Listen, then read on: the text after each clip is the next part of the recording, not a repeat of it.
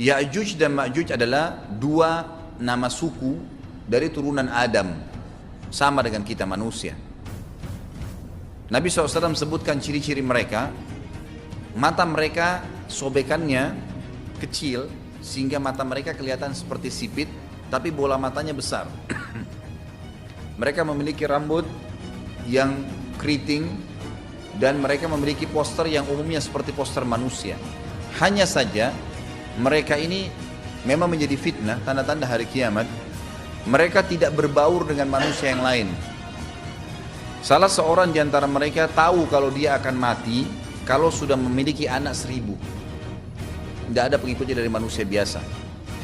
Pada saat saya pelajari tentang Ya'juj Ma'juj ini tingkat 3 kuliah, kurang lebih waktu itu tahun 96, 97. Dosen saya membuka kitabnya membahas masalahnya. Saya sempat tanya sendiri, saya bilang, Syekh, jumlahnya Ya'juj Ma'juj itu berapa banyak? Dia bilang tidak terhitung jumlahnya. Karena ada hadis yang berbunyi mereka akan mendatangi sebuah sungai, kalau tidak salah namanya Sungai Tibria. Sungai itu sekarang ada, besar.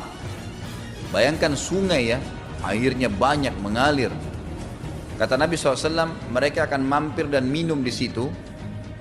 Mereka semua minum air sungai itu, dan yang terakhir dari mereka datang sudah nggak dapat air. Artinya air sungainya habis diminum. Bayangin berapa banyak jumlahnya tuh. Satu Jakarta aja sekarang kalau minum air sungai Ciliwung nggak habis.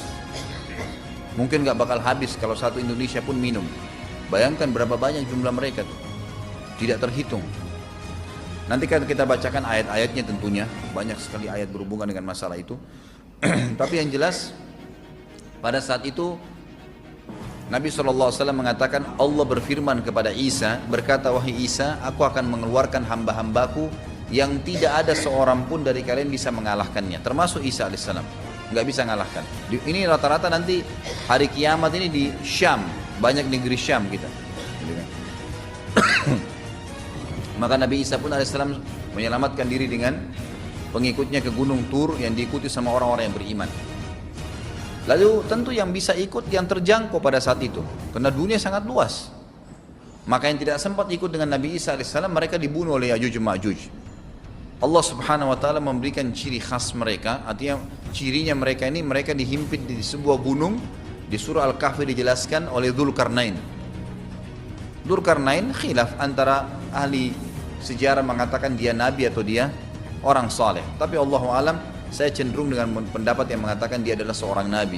Karena Allah SWT angkat ceritanya dalam Al-Quran. Dan Allah berikan dia banyak mujizat. Di antaranya mujizatnya adalah menahan Ya'juj Ma'juj waktu itu ingin membuat kerusakan di zamannya dia dulu. Jadi memang Ya'juj Ma'juj ini ciri khasnya, kata Nabi SAW, mereka memakan apa saja. Batu, kalau hewan-hewan itu kalah jengking sama ular, binatang-binatang buas, harimau, mereka makan semua. Jadi bukan seperti manusia normalnya. Mereka membunuh semua yang bukan seperti mereka. Mereka buat kerusakan. Sampai-sampai kata Nabi SAW tidak ada yang bisa mengalahkan mereka dan jumlah mereka sangat banyak. Salah seorang di antara mereka tahu dia akan mati kalau sudah punya 1000 anak. Dan tidak menikah dengan umumnya orang. 2 suku ini saja. Kata Nabi SAW dalam hadis Bukhari, kecelakaanlah bagi orang-orang yang ada di Jazirah Arab. Kemungkinan besar makna ini adalah tempat mereka dekat dengan Jazirah Arab. Sebagian ada satu syekh dari Mesir. Sekarang ada bukunya sama saya dan sudah terjemahan bahasa Indonesia, judulnya Ya'juj Ma'juj. Kalau Bapak Ibu mau beli bisa, ada judulnya Ya'juj Ma'juj, tapi saya lupa penerbitnya apa. Itu agak tebal, harganya mungkin sekitar 85.000 atau 100 ribuan lah maksimal. Itu khusus dan beliau adakan penelitian, saya baca dan memang sangat konkret dan ilmiah. Beliau mendatangkan fakta kalau tempat Ya'juj Ma'juj yang disebutkan dalam Al-Quran itu ada di Cina, tembok Cina. Jadi seperti yang disebutkan dalam Al-Quran, 2 gunung yang disatukan, di antara celah gunung itu ditaruh tembaga-tembaga. Pernah pemerintah Cina mendapatkan ada celah dari tembok Cina itu yang bolong, waktu mereka mau tempel bolongan itu dengan batu tanah yang mereka biasa taruh sekarang, ternyata di dalam itu ada tembaga yang mengeras. Dan seperti besi yang ditumpuk lalu dipanasi, dibakar, sehingga menjadi meleleh, kemudian disirami lagi dengan timah yang meleleh juga dan dibiarkan kering sehingga menjadi tembok besi. Kata Nabi SAW, kecelakaan bagi orang-orang yang Jazirah Arab karena telah terbuka dari lubangnya Ya'juj Ma'juj sebesar ini. Udah kasih isyarat dengan jari ibu jari sama jari tengahnya. Artinya mereka sudah bisa melihat keluar. Tetapi kata Nabi SAW, setiap hari mereka terus menggali gunung itu, berusaha untuk keluar. Pada saat mereka tiba di malam hari, mereka capek, mereka mengatakan besok kita lanjutin. Mereka bangun besok pagi, gunungnya kembali utuh lagi. Sampai nanti waktu di mana Allah izinkan mereka keluar. Pada saat mereka keluar, maka mereka akan mulai membuat kerusakan. Ada di halaman 82 ya. Al-Anbiya 96 sampai 97 ayatnya. Ingatlah hingga apabila dibukakan tembok Ya'juj Ma'juj, bolong, jebol, dan mereka turun dengan cepat dari gunung-gunung itu, dari seluruh tempat yang tinggi. Kita tahu itu jaraknya berapa ratus kilometer, bahkan mungkin ribuan kalau nggak salah itu.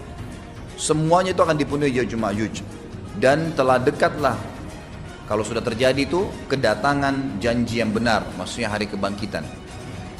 Maka tiba-tiba terbelalaklah mata orang-orang kafir. Mereka berkata, aduhai celaka kami, sesungguhnya kami dalam kelalaian tentang ini, bahkan kami adalah orang-orang yang zalim. Kenapa? Karena Ya'juj Ma'juj tidak lihat apakah kafir atau beriman. Mereka tidak butuh, bukan seperti Dajjal ya. Dajjal butuh jadi pengikutnya, oke, aman. Ini enggak, siapa saja ditemuin dibunuh. Dia enggak pandang, enggak mau tanya kamu dari suku mana, kamu agama apa, tidak dipandang. Orang-orang muslim pada saat itu, yang ikut dengan Nabi Isa AS berhasil selamat. Walaupun pada saat itu di muka bumi umumnya orang sudah beriman. Yang dimaksud di sini orang-orang informasi dari Nabi Isa AS, maka mereka terbelalak matanya karena dibunuh oleh Ya'juj Ma'juj. Kata Nabi SAW di dalam hadis sahih riwayat Imam Bukhari, bahwasanya Ya'juj Ma'juj akan membunuh siapapun yang mereka temui. Bahkan pada saat mereka sudah merasa menguasai bumi, mereka melepaskan anak-anak panah mereka ke langit. Lalu Allah menurunkan anak-anak panah mereka sebagai fitnah, dipenuhi dengan darah. Maka mereka berkata, kami telah membunuh semua yang ada di bumi dan semua yang ada di langit. Maka sebagai penutup dalam bahasan itu, kata Nabi SAW, Allah lalu mengizinkan Isa untuk berdoa kepada Allah agar memusnahkan mereka. Maka Isa alaihissalam pun akhirnya berdoa, meminta kepada Allah subhanahu wa ta'ala agar mereka semua dimusnahkan.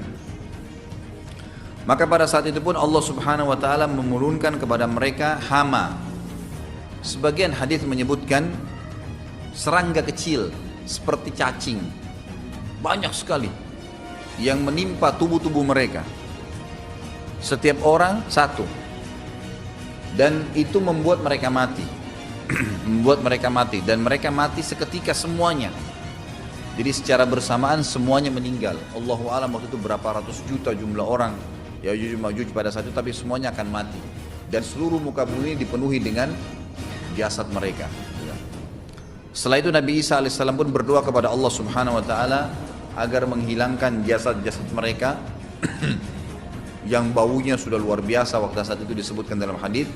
Maka Allah subhanahu wa ta'ala mengabulkan dan mengutus dari arah barat burung-burung yang lehernya panjang dan pelatuk mulutnya besar, yang memegang setiap jasad Ya'juj Ma'juj, diambil, diangkat, setiap orang satu burung.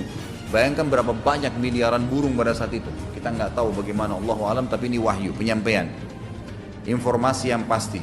Diambil, kemudian jasad-jasad mereka dilempar ke lautan. Lalu Allah SWT turunkan hujan. Pada saat turun hujan, maka hujan tersebut membersihkan semua bekas